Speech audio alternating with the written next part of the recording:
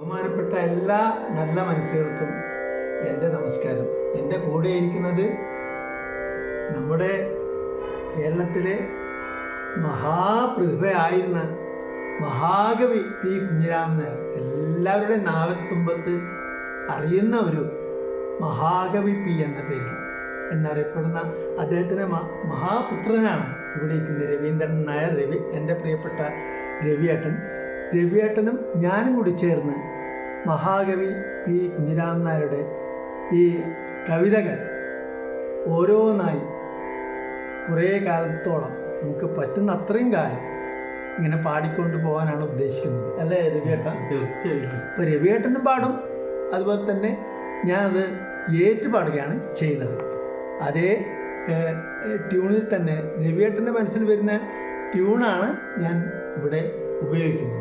അപ്പോൾ രവിയേട്ടൻ എന്തെങ്കിലും മുഖവര് പറയാനുണ്ടെങ്കിൽ പറയാം. എനിക്ക് പറയാനുള്ളത്, നമ്മുടെ വെള്ളിക്കുത്ത് പ്രദേശത്ത് രണ്ട് മഹാപ്രതിഭകൾ, ഒന്ന് മഹാകവി പി കുഞ്ഞിരാമൻ നായരുണ്ടായിരുന്നു, വിദ്വാൻ പി നായരൊക്കെ ഉണ്ടായിരുന്നു. അവരൊക്കെ തുടർച്ചയായിട്ട് ഇന്നിപ്പോൾ നമ്മുടെ വെള്ളിക്കുത്തെ അഹങ്കാരം, അഭിമാനവും എന്ന് പറയാൻ തോന്നുന്ന വിഷ്ണുവട്ടനെയാണ് ഞാൻ എപ്പോഴും സദാ സ്മരിക്കുന്ന ആളാണ്. ഞാൻ ആലോചിച്ചു, നമുക്ക് കവിയെക്കുറിച്ച് എന്തെങ്കിലും ഒരു പരിപാടി എന്തുകൊണ്ട് ആരംഭിച്ചുകൂടാ? ആരംഭിക്കാവുന്ന പരിപാടി, കവിയുടെ 10,000-കണക്കിന് കവിതകളുണ്ട്. ആ കവിതകൾ വളരെ ഹ്രസ്വമായ ഓരോ ഭാഗമെടുത്ത് തുടർച്ചയായിട്ട് അനുസ്യൂതം അതങ്ങനെ പാടിക്കൊണ്ടു പോവുക.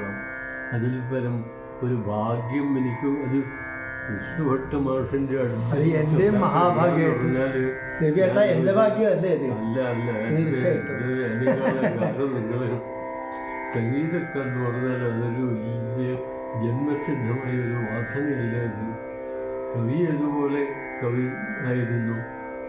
ഈ കവിതകളൊക്കെ പാടേണ്ട എൻ്റെ ഒരു നിയോഗമായിരിക്കും ചിലപ്പോൾ. നിയോഗം തന്നെ, ഇതൊരു തുടക്കം മാത്രമാണ്. അപ്പം ഞങ്ങൾ ഇതൊരു സമരമായിട്ട് ഏറ്റെടുത്തുകൊണ്ട് മുമ്പോട്ട് കൊണ്ടുപോവാണ്. ആദ്യത്തെ കവിത ഞങ്ങൾ ചൊല്ലുന്നത് സൗന്ദര്യ പൂജ എന്ന് പറഞ്ഞ കവിതയാണ്. ഈ സൗന്ദര്യ ദേവത. ഇതിൻ്റെ പ്രത്യേകത എന്താണെന്ന് വെച്ചാൽ, മഹാകവിയോട് 1950കളിൽ മാതൃഭൂമി ആഴ്ചപ്പതിപ്പിൻ്റെ പത്രാധിപതി ചോദിച്ചു, അങ്ങേക്ക് ഇഷ്ടമുള്ള കവിത, ഇതുവരെ അങ്ങ് എഴുതിയ കവിതകളിൽ ഏറ്റവും ഇഷ്ടപ്പെട്ട കവിത ഏതാണെന്ന് ചോദിച്ചു. അതിന് അദ്ദേഹം നൽകിയ ഉത്തരം അത് സൗന്ദര്യ ദേവത എന്നാണ്. കാരണം അതിൽ എല്ലാമുണ്ട്. എന്നെ ഞാനാക്കിയ പട്ടാമ്പി പരിസരം അതിലുണ്ട്. അതുകൊണ്ടാണ് ഞാനിത് ഏറ്റവും ഇഷ്ടപ്പെട്ട കവിത എന്ന് പറഞ്ഞത്. ആ കവിതയിൽ നിന്ന് ഞങ്ങൾ ആരംഭിക്കാം. ഏതായാലും ആ കവിത രവിയേട്ടൻ്റെ നാവിൽ തന്നെ ആദ്യം വരുന്നു. അതിൻ്റെ തുടർച്ചയായിട്ട് ഞാൻ കവിത പാടിപ്പിക്കുന്നത് ഇങ്ങനെയാണ്. അതിനാദ്യത്തെ 4 വരിക്ക് ഞാൻ എൻ്റെതായ ഒരു സംഗീതം നൽകിയത് ആദ്യം പാടുകയാണ്. അത്രമേൽ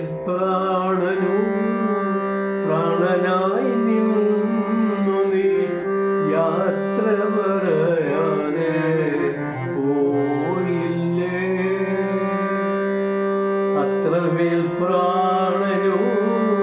പ്രാണനായി നിന്നു നീ യാത്ര പറയാതെ പോയില്ലേ. അത്രമേൽ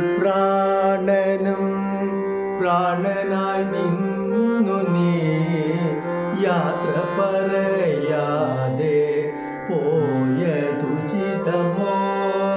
അത്രമേൽ പ്രാണനായി നിന്നു നീ യാത്ര പറയാതെ പോയതുചിതമോ.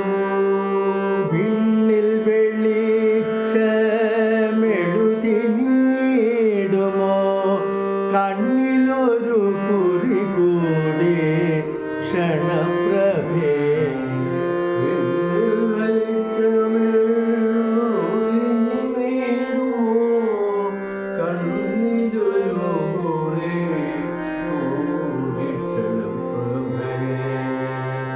ഇങ്ങനെ ഞങ്ങള് ഒരു തുടക്കം, ഇനി ഇത്രയും 4 വരി അല്ലേ രവിയേട്ട? നമ്മളിങ്ങനെ തുടങ്ങിയിട്ടുണ്ട്. എല്ലാവരുടെയും അനുഗ്രഹം നിങ്ങൾക്ക് രണ്ടുപേർക്കും ഉണ്ടാവണം.